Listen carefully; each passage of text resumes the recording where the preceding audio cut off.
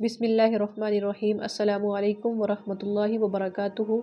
उर्दू पढ़ना सीखे part number 2 का लेसन नंबर ये 9 है। इससे पहले हमने लेसन नंबर 8 पढ़ा था, यानी सबक नंबर 8 पढ़ा था, और आज के इस वीडियो के अंदर हम लोग सबक नंबर 9 को पढ़ेंगे।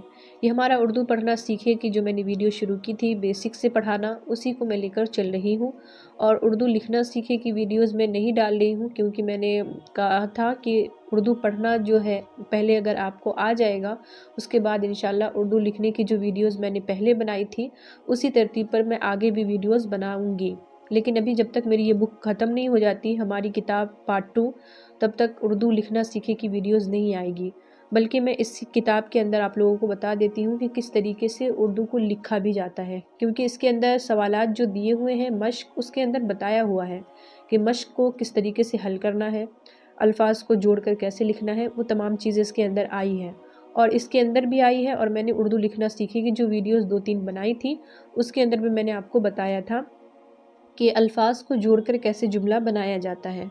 तो आज हम लोग सबक नंबर 9 पढ़ेंगे। तो चलिए सबक नंबर 9 को शुरू करते हैं। किताब के हिसाब से ये सबक नंबर 5 है, लेकिन जिस तरतीब पर मैं पढ़ा रही हूँ उसमें मैं सवाल जवाब को भी हल करती हूँ और जो मश्क वगैरह है उसको भी हल किया जाता है, तो इसलिए उसके हिसाब से ये सबक नंबर 9 है जिसको आज हम पढ़ेंगे। इसका जो मज़मून है वो है मस्जिद, यानी मस्जिद के मज़मून पर आज का सबक है हमारा। यहाँ पर आप देख सकते हैं कि मस्जिद के ऊपर एराब लगा हुआ है, मीम पर ज़बर है, जिम के नीचे ज़ेर है, फिर दाल के ऊपर ये जज़्म है, ये दिया हुआ है। लेकिन मैंने आपको पहले बताया था कि उर्दू के अंदर ये तमाम चीज़ें नहीं होती है, तो ये चीज़ यहाँ पर इसलिए दी गई है क्योंकि हम बेसिक से उर्दू सीख रहे हैं, शुरुआत से हमारा उर्दू सिखाने की जो तरतीब है वो चल रही है, इसीलिए शुरुआत में हमें ज़बर ज़ेर पेश लगा कर दिया जाता है ताकि हमें अल्फाज को सही पढ़ना आ जाए। उसके बाद जैसे जैसे हमारी किताब आगे बढ़ती जाएगी वैसे वैसे ये जो हरकतें आप देख रहे हैं ये नहीं आएगी। अभी शुरुआत है, इसीलिए यहाँ पर एराब लगा दिया गया है कि आप इसको मस्जिद पढ़ेंगे, मिस्जिद या मुस्जिद नहीं पढ़ेंगे। ठीक है, आगे चलते हैं। यहाँ पर देखिए तस्वीर भी बना दिया जाता है ताकि बच्चों को पढ़ने में आसानी हो कि मस्जिद कैसा होता है, वो यहाँ पर इस तस्वीर के ज़रिए से बताया जाता है। आगे है मस्जिद अल्लाह का पाक घर है। देखिए अल्लाह के ऊपर यहाँ पर तशदीद है, यानी यहाँ पर 2 लाम है। मैंने पीछे भी बताया था कि तशदीद जहाँ पर भी हो वहाँ पर समझ जाए 2 हर्फ है, उसको 1 लिखा गया है लेकिन पढ़ा उसको 2 जाएगा। तो मस्जिद अल्लाह का पाक घर है, अल्लाह की इबादत की जगह है। यहाँ पर देखिए आप इबादत के आइन के नीचे भी क्या है, ज़ेर है। ये भी समझाने के लिए है कि इसको इबादत पढ़ेंगे, आबादत या उबादत नहीं पढ़ेंगे। आगे है अल्लाह हमारा मालिक है, हम सब उसके बंदे हैं।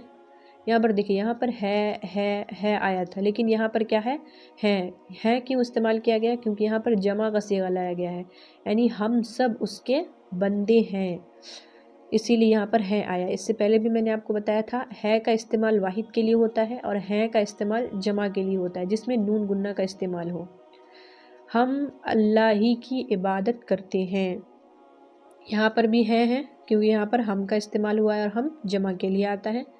नमाज अल्लाह की इबादत का एक तरीक़ा है, तरीक़ा है, यहाँ पर हा है, ठीक है। इस तरीके से जो बना हुआ होता है यहाँ पर हा भी होता है, तरीक़ा, ठीक। आगे कह रहे हैं हम मस्जिद में नमाज अदा करते हैं, नमाज बुराइयों से बचाती है, नमाजी से अल्लाह खुश होता है, खुश के अंदर बड़ी शीन का इस्तेमाल होता है। हम मस्जिद में कुरान शरीफ पढ़ते हैं, कुरान शरीफ, कुरान के अंदर अलिफ मद्दा है, अलिफ नहीं है, और शरीफ के अंदर बड़ी शीन का इस्तेमाल है। पढ़ते के अंदर देखें यहाँ पर 2 चश्मी हा है, इसकी भी मैंने बताया था आपको, ये हर्फ को जोड़ने का काम करता है ये, ठीक है। और यहाँ पर भी है का इस्तेमाल है क्योंकि यहाँ पर हम आया है, जमा का सीगा है। इस्लाम की बातें भी सीखते हैं, हम मस्जिद से प्यार करते हैं, मस्जिद का एहतराम करते हैं, एहतराम करते हैं, अलिफ मद्दा नहीं है बल्कि अलिफ है। हम जानते हैं कि मस्जिद में बातें करना, बातें नून गुन्ना है यहाँ पर, बातें करना, शोर और शरारत करना बहुत बुरी बात है। शोर बड़ी शीन, शरारत इसमें भी बड़ी शीन, کرنا بری بات ہے۔ دیکھیں یہاں پر پیش لگا ہوا ہے حرف کو سمجھنے کے لیے بس۔ اسی لیے ہم مسجد میں ادب سے بیٹھتے اور خاموش رہتے ہیں۔ اسی لیے ہم مسجد میں ادب سے بیٹھتے اور خاموش رہتے ہیں۔ خاموش کے اندر دیکھیے بڑی شین کا استعمال ہوا۔ بولنے میں کیا آتا ہے خاموش، لیکن لکھنے میں کیا ہوگا خاموش، میم واو بھی آئے گا، ٹھیک ہے، اس کا خیال رکھنا ہے۔ آگے ہے ہم مسجد میں پاک صاف کپڑے پہن کر جاتے ہیں۔ ہم مسجد میں پاک صاف، صاف صاد سے ہوگا سین سے نہیں ہوگا، صاد سے ہوگا صاف، کپڑے پہن کر جاتے ہیں۔ دیکھیں کپڑے کے اندر بڑی رے کا استعمال ہوا ہے۔ کون سی رے ہے؟ بڑی رے۔ میں نے آپ کو پڑھایا تھا جب حرف تہجی کو میں نے پڑھایا تھا تو اس میں بتایا تھا کہ رے دو طرح سے، ایک ہوتا ہے رے، ایک ہوتا ہے بڑی رے جس پر چھوٹا سا تو بنا ہوا ہوتا ہے، ٹھیک ہے۔ ہم پاک صاف کپڑے پہن کر جاتے ہیں۔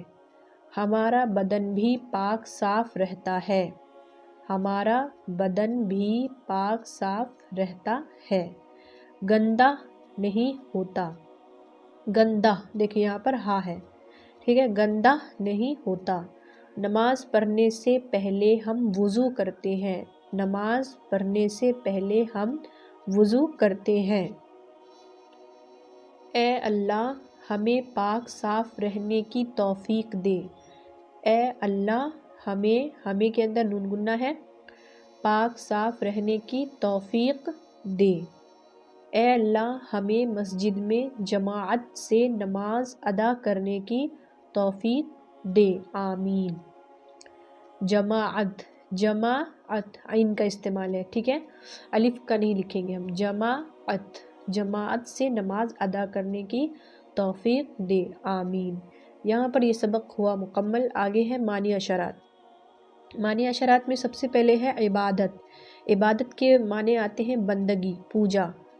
احترام، احترام کے معنی ہے عزت، ادب۔ جماعت، جماعت کے معنی آتے ہیں نمازیوں کی صف۔ توفیق، توفیق کے معنی ہے ہمت، حوصلہ۔ آمین، آمین کے معنی ہے اللہ دعا قبول کرے۔ تو یہاں پر معنی اشارات مکمل ہوا۔ تو آج کے لیے بس اتنا ہی۔ انشاءاللہ اگلا جو ہمارا سبق آئے گا، سبق نمبر 10، اس کے اندر میں اس کے سوالات کو آپ کو حل کر کے بتاؤں گی۔ تو آج کے لیے بس اتنا ہی۔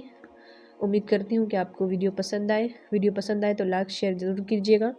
تو ملیں گے اگلے سبق میں، تب تک کے لیے اپنا خیال رکھیے گا اور دعاؤں میں یاد رکھیے گا۔ اللہ حافظ۔